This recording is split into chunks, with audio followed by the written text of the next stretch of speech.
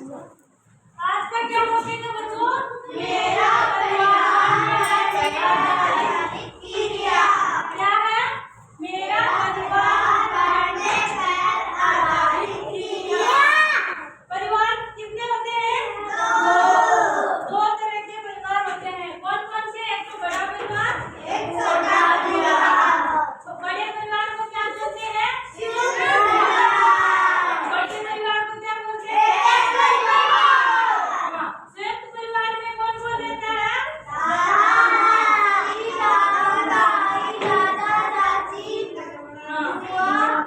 हाँ, उनके बच्चे। और एकल परिवार में कौन कौन रहते हैं? कौन सा परिवार बड़ा होता है?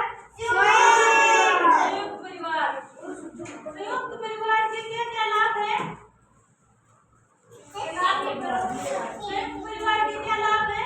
उसमें बहुत अधिक सदस्य रहते हैं, तो उनको किसी वस्तु की या किसी आने जाने में असुविधा नहीं रहती है, क्योंकि उसमें उस परिवार में बहुत जन रहते हैं। और एकल परिवार में ज्यादा सदस्य नहीं रहते हैं, तो उसको असुविधा रहती है कहीं जाने के लिए भी, और परिवार के बच्चों को रखने के लिए भी वो बहुत सारी ऐसी असुविधा रहती है। और संयुक्त परिवार में क्या क्या होता है? संयुक्त परिवार में सब मिलकर पहले तुम्हारे एक साथ बनाना, और अब एकल परिवार होगा अगर रूम चले गए तो फिर घर बनाने में आपके साथ नहीं होगा। संयुक्त परिवार में सब लोग मिलकर त्योहार मनाते थे।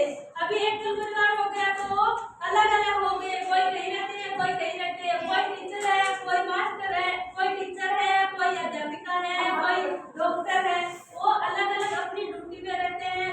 तो वो एकल परिवार के तरह रहते हैं, तो अलग ही खुशी नहीं मिलती है। इतनी खुशी नहीं होती जितनी संयुक्त परिवार में होती है। एकल परिवार में इतनी खुशी नहीं होती जितनी संयुक्त परिवार में होती है।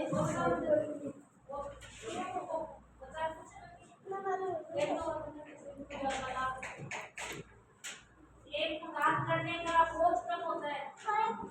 एक ही बच्चों परिवार को सदस्य परिवार के सदस्यों का हर लोग में बंटा हुआ होता है। घर का कार्य करने के लिए कोई आपत्ति नहीं होती है।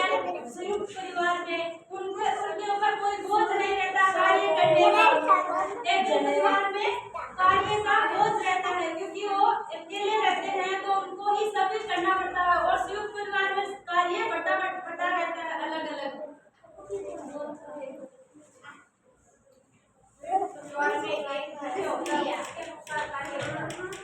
और संयुक्त परिवार में क्या क्या होता है? संयुक्त परिवार में एक मुख्य सदस्य होता है, उसके आधार पर ही पूरा परिवार चलता है।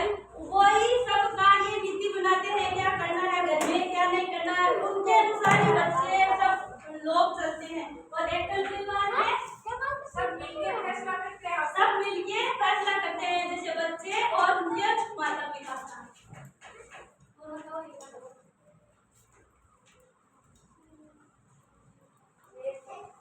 कोई व्यक्ति बीमार हो जाता है तो हम उसकी सहायता के लिए संयुक्त परिवार में और क्या फायदे हैं संयुक्त परिवार के?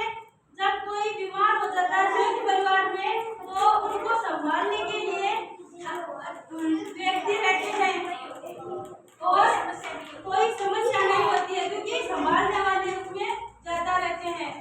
और एकल परिवार में बीमार हो जाते हैं लोग, तो उनको संभालने वाले कम सदस्य रहते हैं, तो उनको यह परेशानी होती है। इसलिए कौन सा परिवार अच्छा है? संयुक्त परिवार। बच्चा पूछ लेंगे कितने प्रकार के परिवार होते हैं?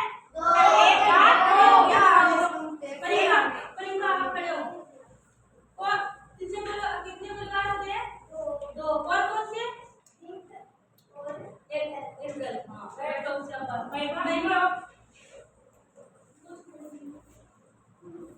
परिवार में कौन कौन साथ रहते हैं?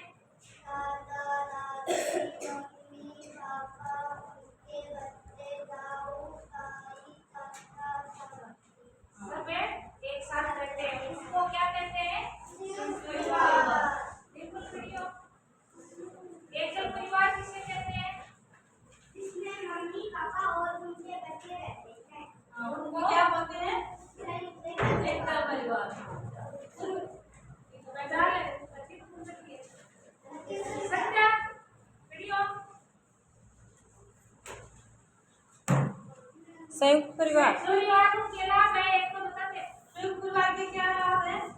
एक तो मैंने उनकी कोई बीमार या व्यक्ति जाने कोई परेशानी को नहीं आवे, क्योंकि उनको उसके संभालने वाले सदस्य रहते हैं। और एकल परिवार में उनको संभालने वाले कोई सदस्य नहीं है, तब उनको परेशानी होती है। इसीलिए संयुक्त परिवार अच्छा है कि एकल परिवार। संयुक्त परिवार